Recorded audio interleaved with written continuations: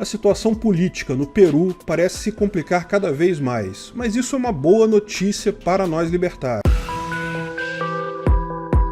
Esse é o Visão Libertária, sua fonte de informações descentralizadas e distribuídas. Há poucos dias atrás, no dia 10 de novembro, o presidente do Peru, Martín Vizcarra, foi destituído pelo Congresso do país. Assumiu então o presidente da Câmara, Manuel Merino. Porém, com isso, aconteceram muitos protestos na capital do país, protestos esses que ainda estão acontecendo. Acabou que, após a morte pela polícia de 2 manifestantes nesses protestos, vários ministros do governo renunciaram ontem e os líderes do Congresso deram um ultimato a Merino para que ele renunciasse ou também seria afastado pelo Congresso. Merino finalmente renunciou hoje, dia 16 de dezembro, portanto foi presidente do Peru por 5 dias. Houve até comemoração nas ruas após a saída de Merino. Hoje mesmo, o Congresso peruano decidiu que o presidente interino até as próximas eleições será Francisco Rafael Sagasti.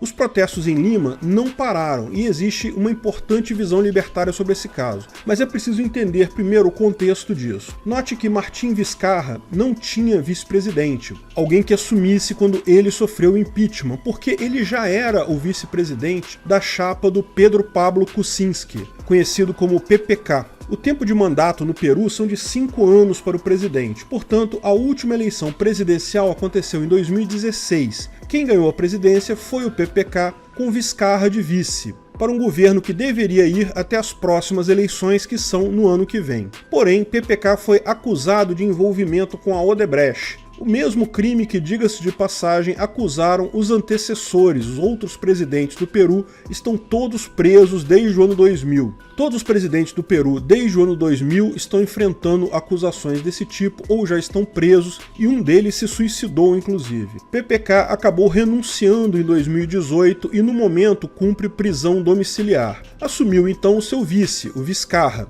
mas o mesmo continuou sob pressão do Congresso peruano. Ocorre que a eleição de 2016, em que o PPK ganhou, ela foi muito disputada, a diferença de votos no final foi mínima, e a oposição conseguiu um grande número de assentos no Congresso. A oposição, no caso, era encabeçada por Keiko Fujimori, que também está presa por corrupção ligada ao Odebrecht, ou seja, está todo mundo preso por corrupção com a Odebrecht na política do Peru. Então, o presidente ligado a um partido, a oposição ligada a outro, todos os dois corruptos, todos os dois querendo tirar o outro do poder, fazendo acusação de corrupção, ficaram seguidamente tentando colar essas acusações e derrubar o outro lado. Vizcarra, em 2019, dissolveu o Congresso, convocando novas eleições para deputados. O Congresso agora retirou Vizcarra, colocou Merino, e com a saída de Merino, que era da oposição, vai ser escolhido um outro parlamentar ligado ao grupo do Vizcarra, mas não tenha dúvida, vai continuar a pressão de um lado batendo no outro,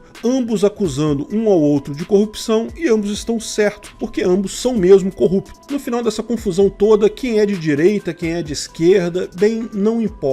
Lá, como via de regra em todo lugar, são apenas grupos de poder tentando assumir a máquina pública para parasitar mais e mais a sociedade, para ganhar mais e mais poder. O fato de um grupo usar uma ideologia de um tipo e outro grupo usar outra ideologia não faz nenhuma diferença, porque na prática ambos jogam da mesma forma. A política parece uma versão mais crua e um pouco mais cruel da nossa própria política. De fato, quando o PT caiu aqui no Brasil, por conta de corrupção ligada ao Odebrecht, assumiu o PMDB com o Michel Temer. E nós tivemos um exemplo claro disso. Imediatamente foram colocadas acusações de corrupção contra ele. Foi jogado o famoso caso da Friboi e quase que Temer perdeu o mandato também. Da mesma forma, Aécio Neves foi vítima exatamente desse mesmo jogo, porque o fato é, o establishment político inteiro tem corrupção com a Odebrecht. O fato é, se for PT, PSDB, PMDB, PDT, qualquer um deles teria o mesmo caso. Imagine se, na eleição de 2018, o PSDB ou o PMDB ou qualquer partido mais tradicional do establishment político tivesse sido eleito aqui no Brasil.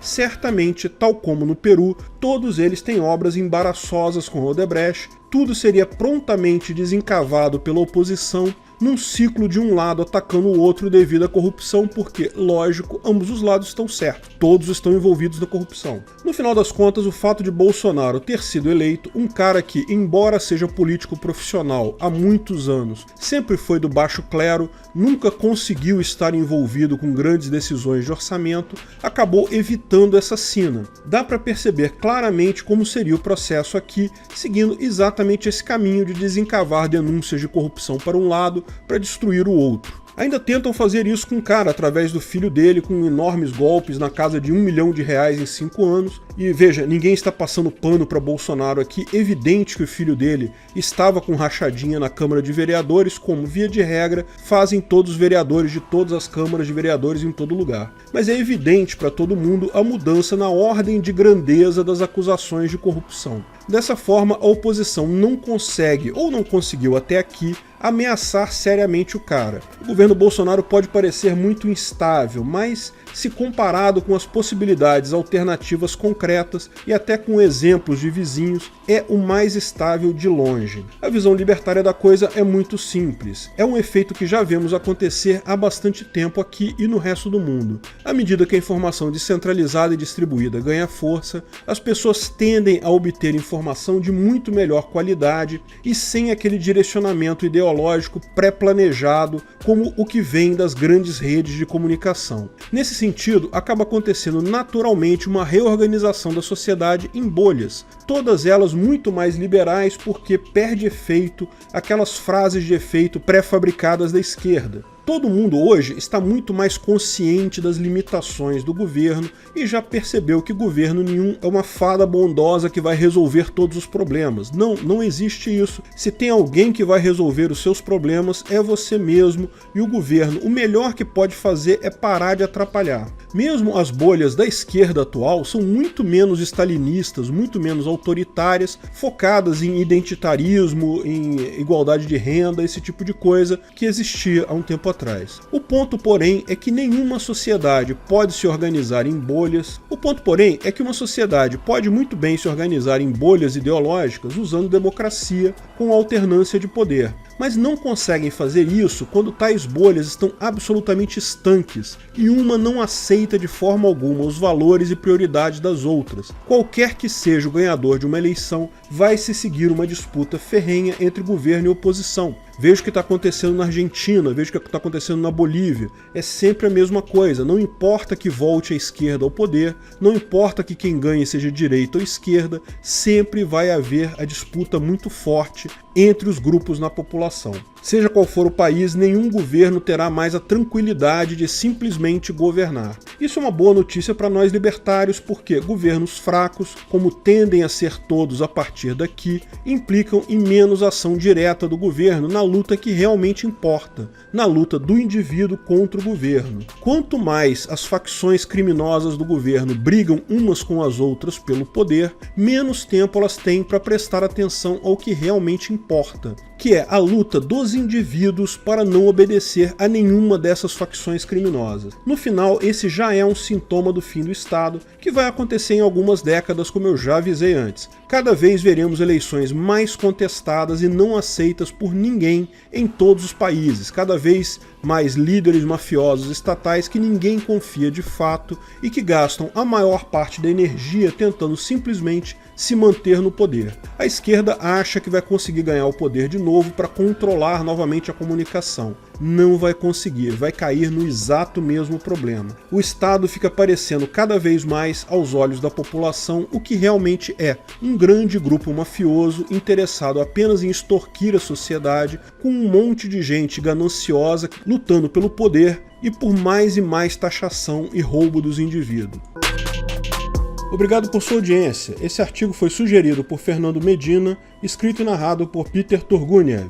Esse vídeo foi um oferecimento de armataweb.com, cloud e serviços de data center, 100% de compromisso com a satisfação e privacidade dos clientes. Aceitamos Bitcoin, veja o link na descrição do vídeo. Se você gostou desse vídeo, clique no like e compartilhe ele em suas redes sociais. Se inscreva no canal para nos ajudar, clicando no botão vermelho abaixo. Se quiser ser avisado de novos vídeos, clique no sininho ao lado. Saiba mais sobre o nosso projeto no site visãolibertaria.com. Lá você pode sugerir novos artigos, escrever artigos, patrocinar e muito mais. Confira visãolibertaria.com. Até a próxima!